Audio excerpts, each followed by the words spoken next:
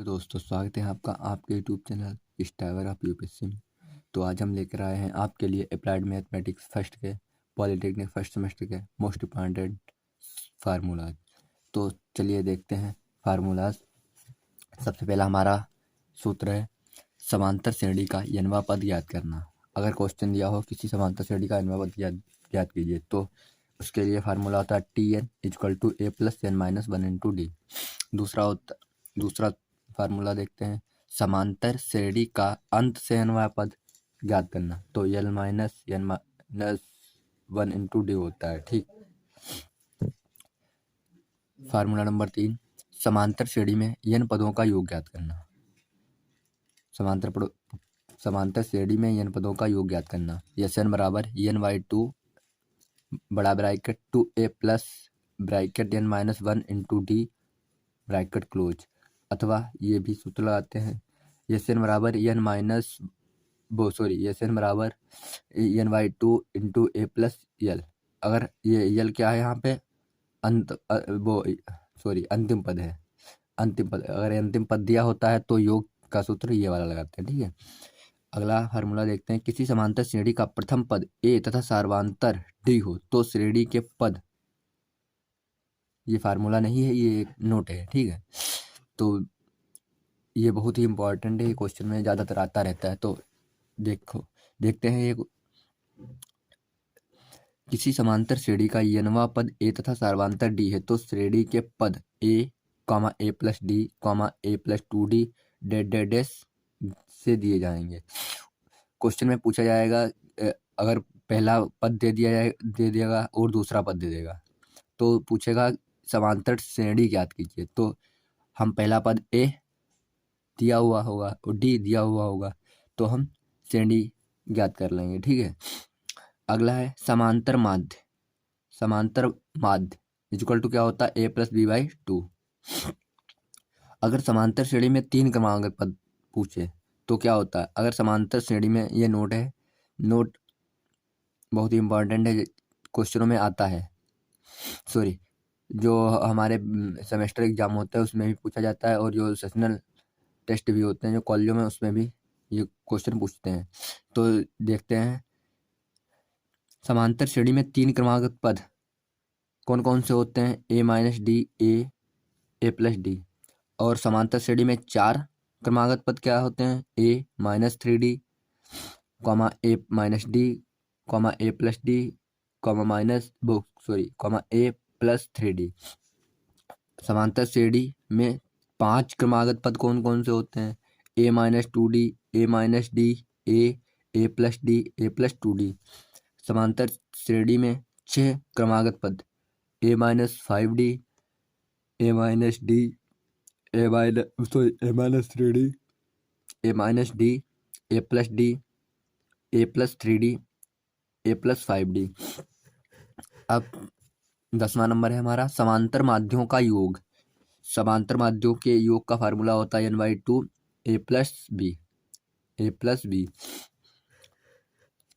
अगला है 11वां गुणोत्तर श्रेणी का व्यापक पद। गुणोत्तर श्रेणी का व्यापक पद क्या होता है Tn equal to A R की पावर n माइनस वन।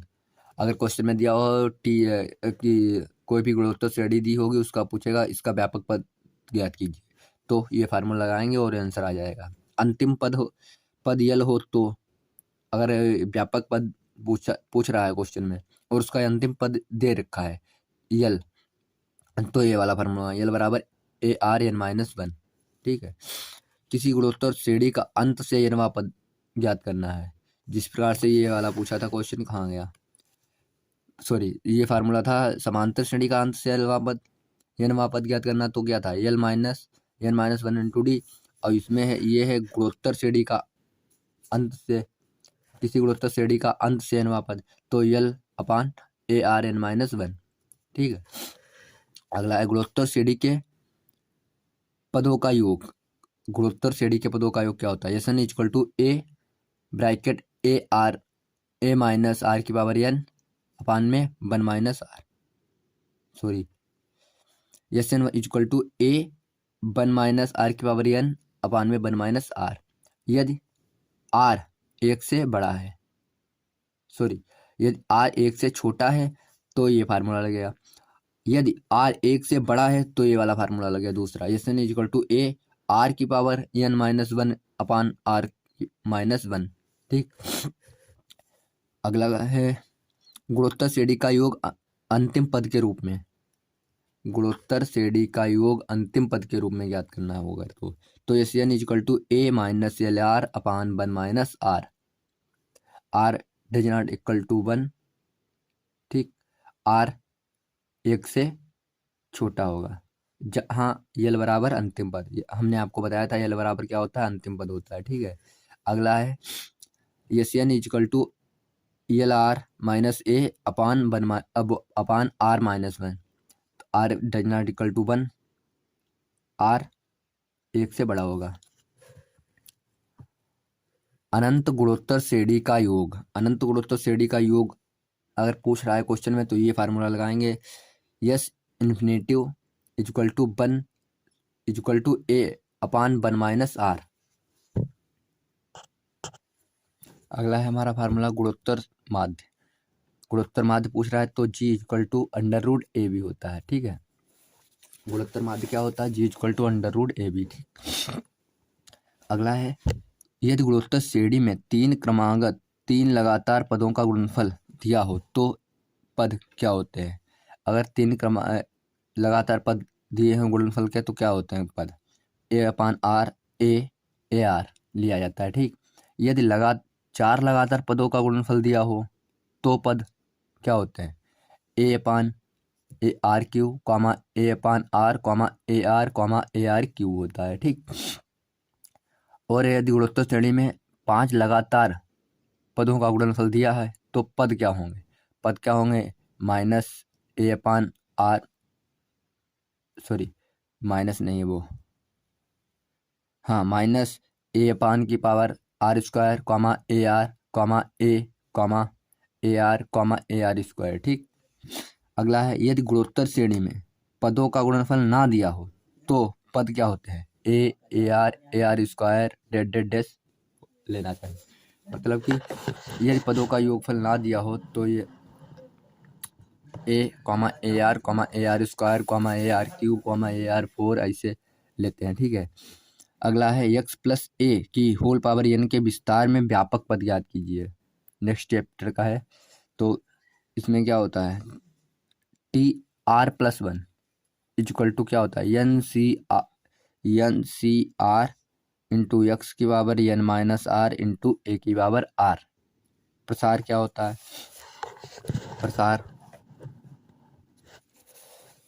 प्रसार में एक्स प्लस ए की whole power n equal to N C zero x की power n plus n C one x की power n minus one into ए plus n C two x की power n minus two into a square plus n C three x की power n minus three into a cube plus dead dash n C r x की power n minus r into a की power are plus dead dash plus n C n into a की power N. ये formula शायद आपको बहुत difficult लग रहा होगा बट है नहीं, देखिए यहाँ पे 0 हो गया। ठीक, उसके बाद 1 फिर 2 फिर 3 ऐसे ऐसे चलता रहता है। ठीक है, उसके बाद जब लास्ट पद आता है तो आर हो जाता है। ठीक, सबसे अंतिम पद में जब यनमा पद होता है तो यन हो जाता है यहाँ पे। ठीक, और इसका तो हो गया एन सी जीरो का समझ में आ गया। ठीक, उसके बाद यक्स क्या करना है, यक्स की पावर एन पहले रख लेना है, दूसरे स्टेप में एन माइनस वन होता है, फिर तीसरे स्टेप में एन माइनस टू, फिर अगले स्टेप में एन माइनस थ्री, फिर अगले स्टेप में एन माइनस फोर फाइव ऐसे रहता है। ठीक है, फिर इतना फार्मूला तो हो गया, इसमें कुछ नहीं ढूंढना है। ठीक है, पहले वाले में जो दूसरा स्टेप होता है उसमें ए हो जाता है। ठीक है, इंटू में ए हो जाता है और तीसरे स्टेप में ए स्क्वायर हो जाता है, चौथे स्टेप में ए क्यू हो जाता है। इतना ध्यान रखना है बस। ठीक, अगला है महत्तम द्विपद गुणांक अथवा महत्तम पद, महत्तम द्विपद गुणांक अथवा महत्तम पद।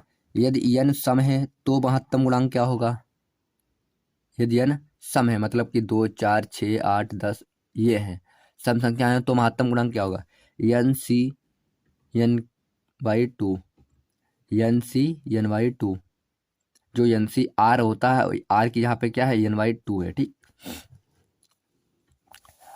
अगला है एन विषम। यदि एन विषम है तो महत्तम गुणांक क्या होगा? यदि एन विषम है तो महत्तम गुणांक क्या होगा? N C N minus two, sorry N minus one upon two, R की जहाँ पे ये है पूरा, ठीक है, जिस टाइप में ये इस प्रकार से ये लिखा है जो जीरो, वहाँ पे है ये, ठीक, पूरे का बटे नहीं है दो, इसका बटे है केवल दो। ठीक, n C N minus one upon two या n C n plus one upon two. ठीक, अगला है एक्स प्लस ए की होल पावर एन के विस्तार में महत्तम पद ज्ञात कीजिए। महत्तम पद क्या होता है? N minus r plus one, n minus r plus one by two into a की पावर, वो sorry a upon x greater than equal to one. Okay, next है क्रेमर का नियम। आव्यूह में है ये सवाल आता है कि इस प्रकार से कोई भी साइडिक दी रही होगी, ठीक, उसमें से क्या करना है कि आपको दिया रहे होगा कि क्रेमर विधि से हल कीजिए। तो इस प्रकार से समीकरण दी हुई होती हैं, ठीक, फिर उसको हम डेल्टा मान के ये करते हैं। ठीक, फिर डेल्टा वन में क्या होता है, ये जो डी वन डी टू है, ये डी वन डी टू पहले आ जाता है, D one D two D three. ठीक, डेल्टा वन में ये इतना होता है, फिर डेल्टा डेल्टा थ्री टू में क्या होता है, ये जो D one D two D three है ये दूसरे नंबर पे आ गया। ठीक, फिर डेल्टा थ्री में क्या होता है, ये तीसरे नंबर पे आ जाता है, बस और कुछ नहीं होता है। ठीक है, चौथा है स्थित सदिश वेक्टर ए बी बराबर क्या होता है? अगर स्थित सदिश ए बी ज्ञात करना तो क्या होता है? Position vector of b minus position vector of a. ठीक,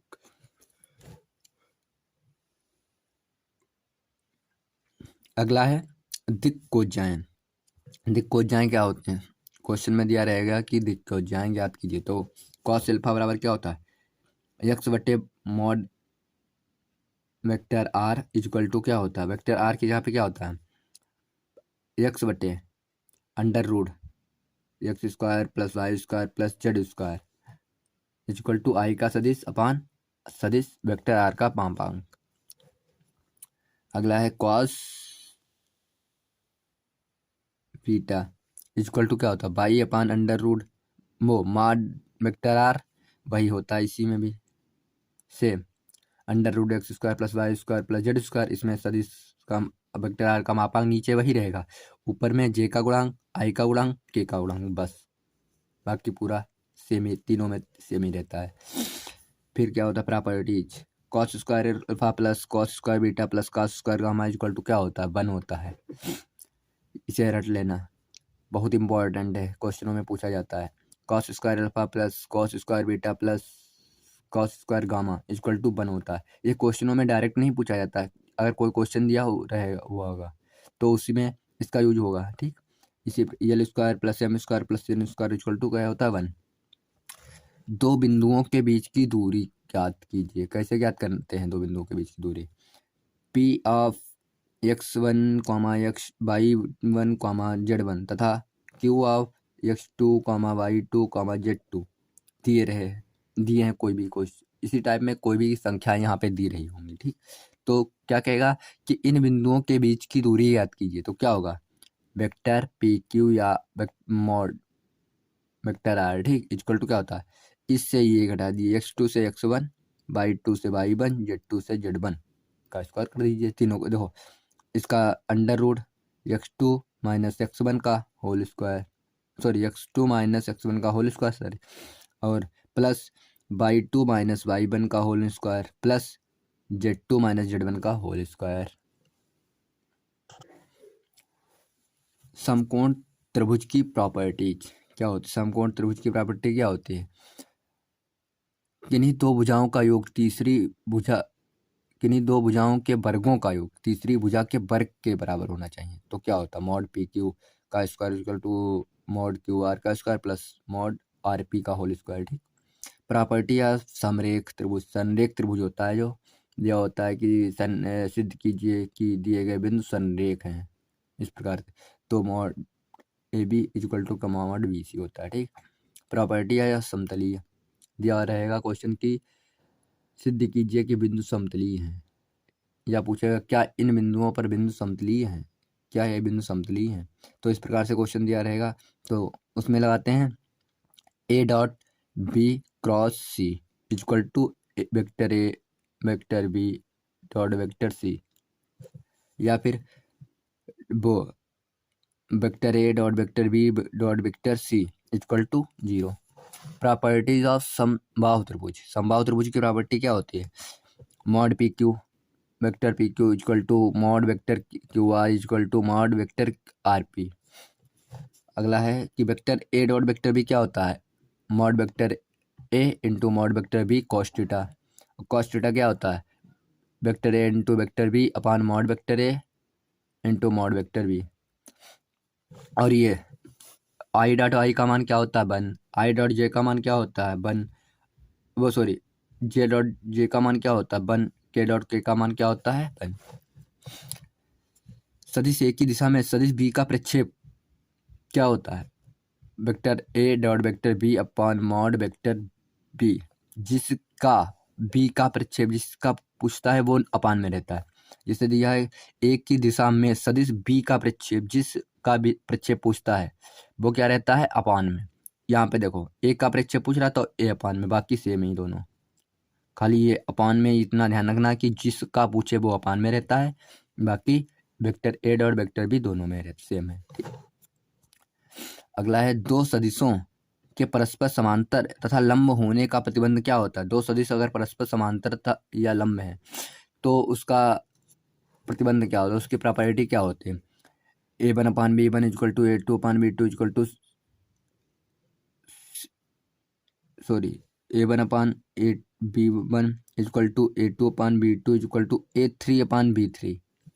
यहाँ पे थोड़ा मिस्टेक हो गया था, a three upon b three, okay. यदि लंब है, ये तो हो गया समांतर के लिए, यदि लंब है तो ए डॉट वेक्टर बी क्या होता है? 0। Vector A dot vector B equal to होता है 0। कार्य क्वेश्चन आते हैं कि कार्य ज्ञात कीजिए, किया गया कार्य ज्ञात कीजिए। क्वेश्चन दिया रहेगा और लास्ट में दिया रहेगा कि किया गया कार्य ज्ञात कीजिए। तो एफ बराबर क्या होता है? Vector F into vector T, अथवा W equal to vector F one plus vector F two plus vector जितने भी बल दिए होंगे, कई बल दिए रहे होंगे, उसमें सारे बलों को ऐड कर देना, उसके बाद बल विस्थापन से मल्टीप्लाई कर देना, किया गया कार्य आ जाएगा। Vector A cross vector B क्या होता है? Mod vector A into mod vector B sine theta होता है, जबकि पीछे हमने बताया था vector A dot vector B क्या होता है? Mod vector A into mod vector B cos theta होता है, ठीक। यहाँ पे क्रॉस लगा है तो क्रॉस का होता है साइन थीटा। तो vector A cross vector B क्या होता है? Minus vector B into minus into vector A. इसमें देखो हमने पीछे बताया था आई क्रॉस आई का मान, आई डॉट आई का मान क्या होता है? 1। और जबकि इसमें आई क्रॉस जे का मान जे क्रॉस के का मान के क्रॉस आई का मान आई, जे क्रॉस आई का मान माइनस के, जे क्रॉस के का मान माइनस आई, के क्रॉस आई का मान माइनस जे। दो सदिशों के बीच का कोण ज्ञात करना हो तो कौन सा फार्मूला लगाते हैं? Sine theta equal to vector A cross vector B upon mod vector A into mod vector B. दो सदिशों के और अदिशों के पूछे तो क्या होता है? Vector A into vector B upon mod vector A into mod vector B. दो दिए गए सदिशों के तल पर लंबवत सदिश क्या होता है? यानी K equal to vector A cross vector B upon mod vector A into mod vector B. तो इतने थे हमारे मोस्ट इम्पॉर्टेंट फार्मूलाज जो कि अप्लाइड मैथमेटिक्स फर्स्ट के हैं।